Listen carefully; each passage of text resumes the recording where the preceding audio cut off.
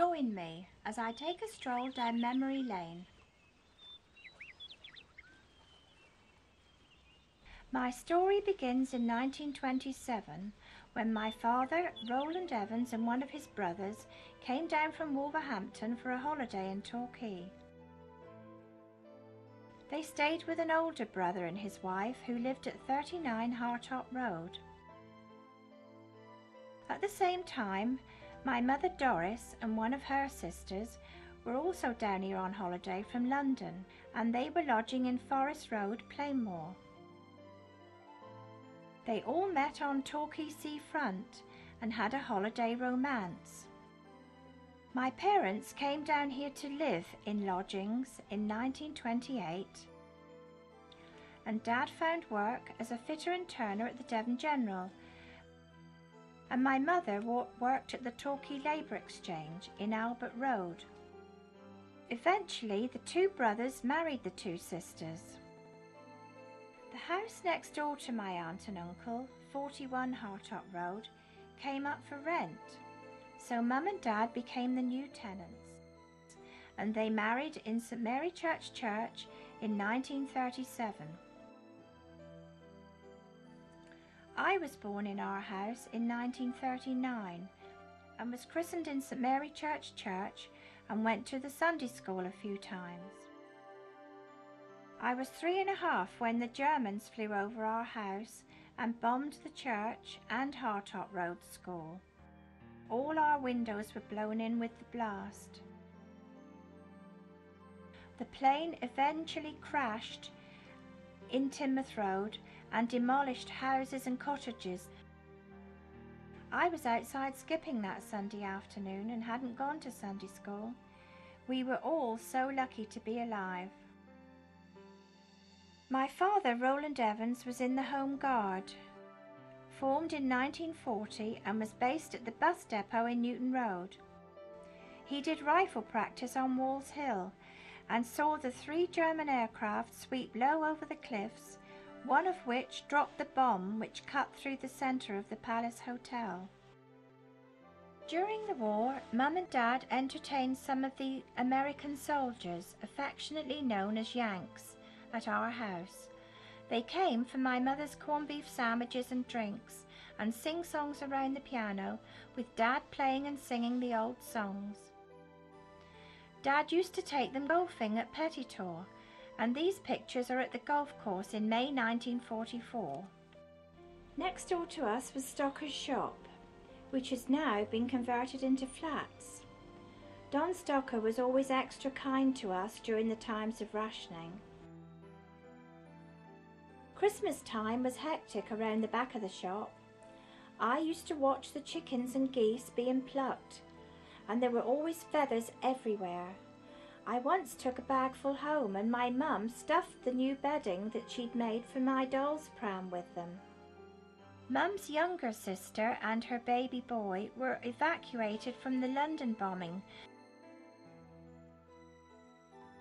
On the 16th of August 1945, Hartop Road celebrated VE Day and VJ Day with a street party.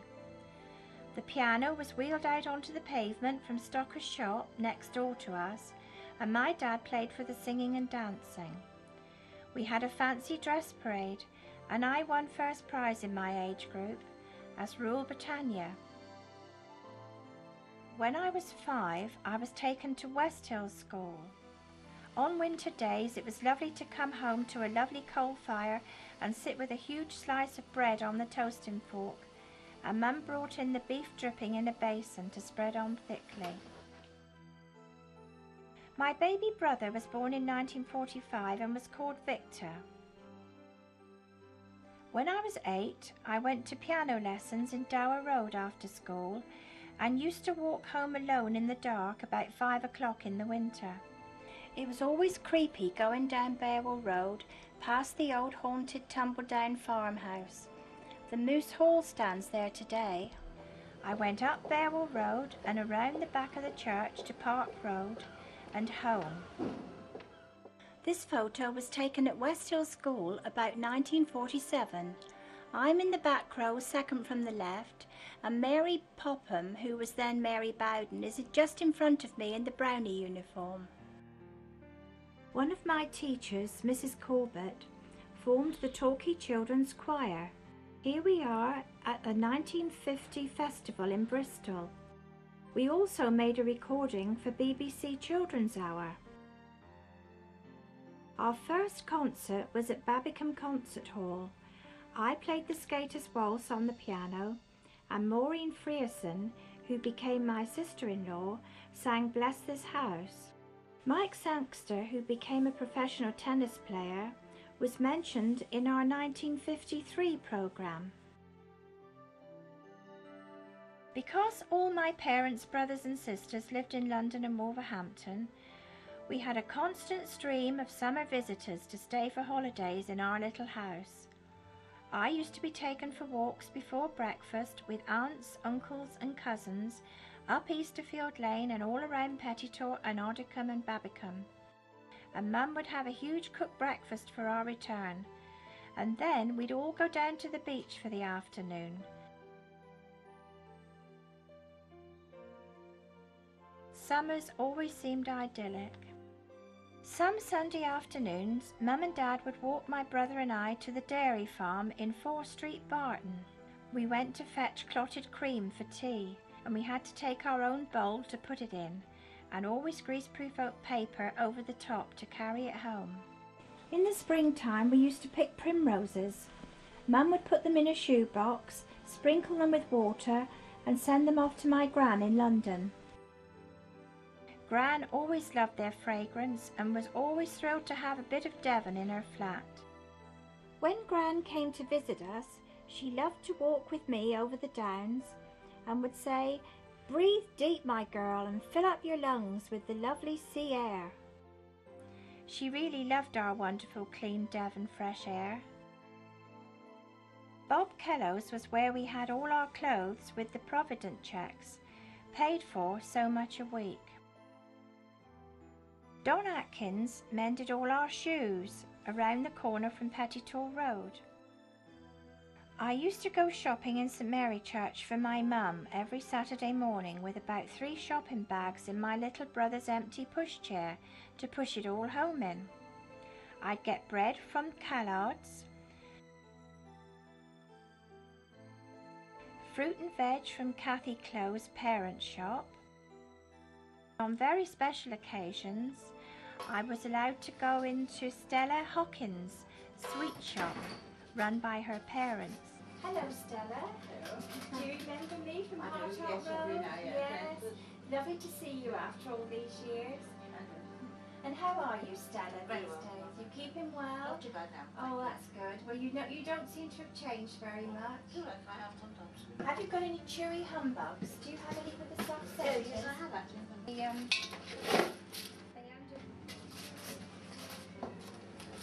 Thank you very much.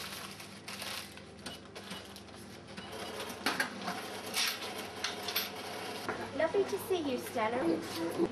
Thank you. Bye-bye.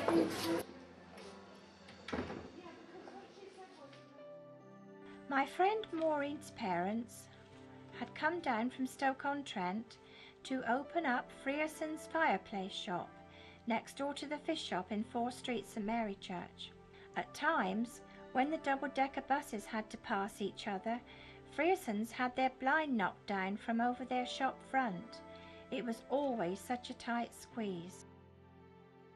When I was about 9, some older friends, one was Marion Croot, asked if I'd like to go with them to Victoria Park Methodist Church in Plainmoor, and I later joined the youth club. It was here that I met Jim, and we started going to the pictures together when I was 14. By this time I was going on the 54 bus from St Marychurch Town Hall to the grammar school in Shippey. Jim was 17, and he was apprenticed to Henry Keane, the St Marychurch builder, and their workshop was in Hampton Lane. Jim used to wave to me from the workshop window, me in my school uniform on the way home from the bus stop.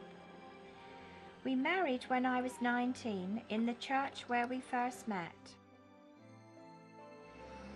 Of all the crazy things I did as a child in St Mary Church was to stand on the steps of Chilcot Memorial with a whole bag of licorice all sorts and stick them all over Chilcot's face, and then I peeled them off again and ate them. And I'm still here today to tell the tale.